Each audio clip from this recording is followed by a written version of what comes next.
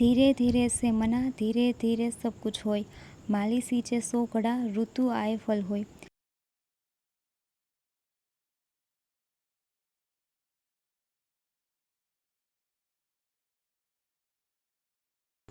અને આજે જે છે મારા જે સ્ટડીના અવર જે છે તે ખૂબ ઓછા થયા હતા, એટલે મેં જે છે નાઇટ સ્ટડી કરવાનો વિચાર કરેલો છે. તો મેં રિઝનિંગ સ્ટાર્ટ કરેલું છે.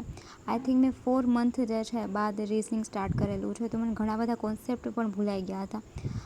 સબ્જેક્ટ જેવા કે મેથ્સ અને રિઝનિંગ જે છે તેમાં તમે જેટલી પ્રેક્ટિસ કરો છો એટલી તમને એક્યુરેસી આવે છે અને તમને છે એક્ઝામમાં જલ્દી કોન્સેપ્ટ યાદ આવે છે. ત્યારબાદ જે જર્ની છે જીપીએસસીની તે ખૂબ લાંબી હોય છે.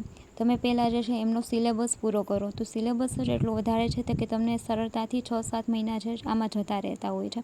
ત્યારબાદ તમે રિવિઝન કરશો, બિકોઝ કોઈ પણ ટૉપિક એવો ના હોય કે જે તમને એકવાર વાંચો અને તમને સરળતાથી યાદ રહી જશે. તો આખી જે જર્ની જે છે તે હાર્ડવર્કની છે, બરાબર છે. તેની સાથે સાથે હું એમ કહું કે પેશન્સની પણ છે, બિકોઝ આટલો સમયગાળો છે તમે એક્ઝામને આપો છો, ત્યારબાદ રિઝલ્ટ આવે, ત્યારબાદ મેન્સ આપો, તેનું રિઝલ્ટ આવે. ટૂંકમાં કહીએ તો એક એસ્પિરન્ટની કે અથવા તો કોઈ પણ એવો સ્ટુડન્ટ કે જે કોઈ પણ કોમ્પિટિટિવ એક્ઝામની પ્રિપરેશન કરે છે તેની જર્ની એટલી ગ્લોરીફાઈ નથી હોતી કે જેટલી બહારથી દેખાતી હોય છે. લોટ્સ ઓફ જે છે ઇશ્યુ તેને ફેસ કરવા પડતા હોય છે.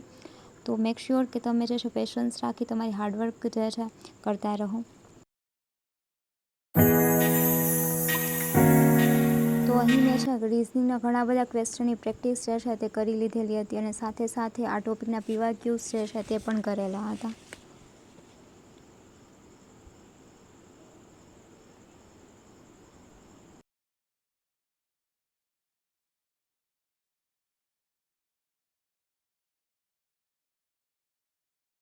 અને અહીં આપણે કરંટ અફેર્સ જે છે તે સ્ટાર્ટ કરી દઈશું.